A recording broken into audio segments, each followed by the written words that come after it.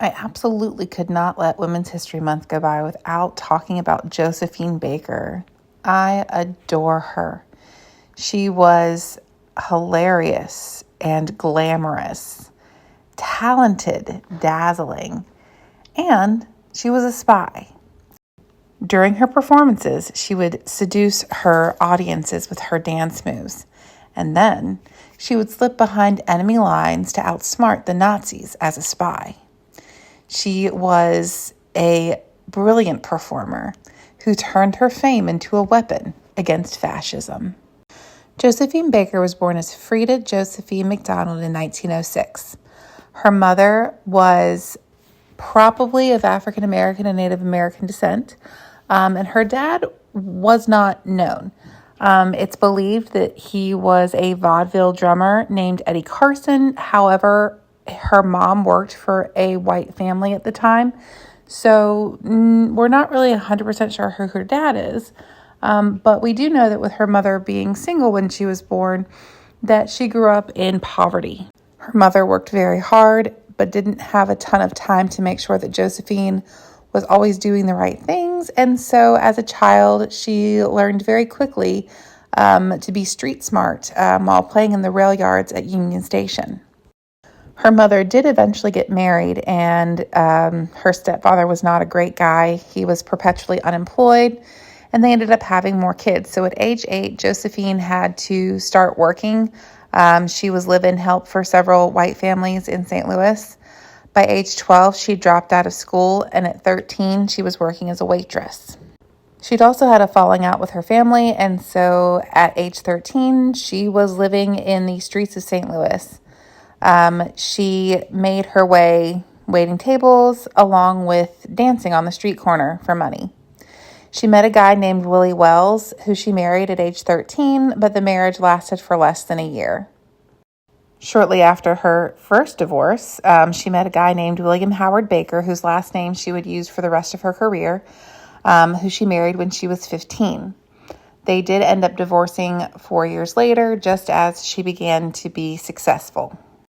Josephine became famous as a dancer in vaudeville productions. As part of the Harlem Renaissance, she was at the center of African American culture that developed during the 1920s. When she really did take off, she was called to Paris to further her career. She became an international sensation. Her exotic dance performances, often performed in barely their costumes, made her an absolute star. But behind the glitz and glamour, Baker was a woman of unshakable courage. When World War II broke out, she used her fame and influence to fight fascism. She traveled across Europe all throughout the 20s and 30s and became very immersed in European culture. She loved Europe, and Europe loved her. Ernest Hemingway described her as the most sensational woman anyone ever saw. But Josephine was a little bit more humble. When questioned, she said, "Beautiful? It's all a question of luck. I was born with good legs. As for the rest, beautiful? No. Amusing? Yes." She very much understood that her allure was her personality, and she used that to her advantage. Her charm would put people at ease. And so in September 1939, when France declared war on Germany in response to the invasion of Poland, Baker was recruited to act as a spy for the French military. She would socialize with the Germans at embassies, ministries, nightclubs, and while doing so, she would secretly be gathering information. Her espionage work went far beyond merely gathering information at social events, though. She collected detailed intelligence on German troop movements, as well as the locations and activities of airfields and harbors. Since she was a celebrity, she often just could do whatever she wanted and not raise any suspicions. She would smuggle secret messages in very, very ingenious ways. She would do things like write notes on her hands and arms, pin them inside of her clothing, or use invisible ink. And her boldness, her brashness absolutely paid off.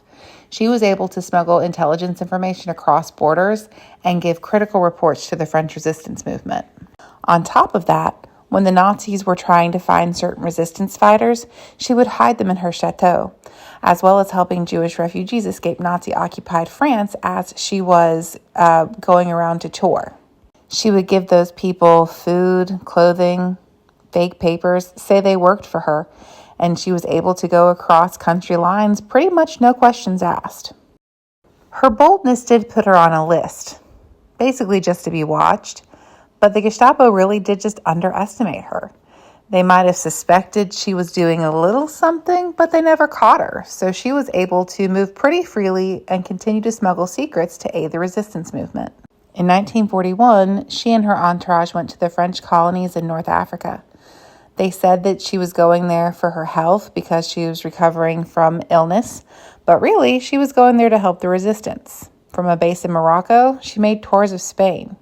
She continued to pin notes with information she gathered inside of her underwear and moved that information from place to place.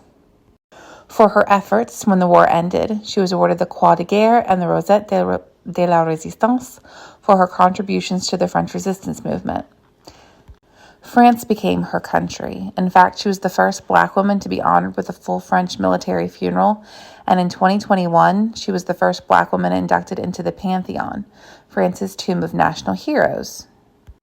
Personally, she was a rebel. She was a bisexual woman who engaged in relationships with many men and many women throughout her life, and she adopted 12 children across different races and backgrounds, raising them as her rainbow tried to promote unity. She was also a fierce advocate during the Civil Rights Movement, marching with Dr. Martin Luther King on the March on Washington. Josephine Baker didn't just perform on stage.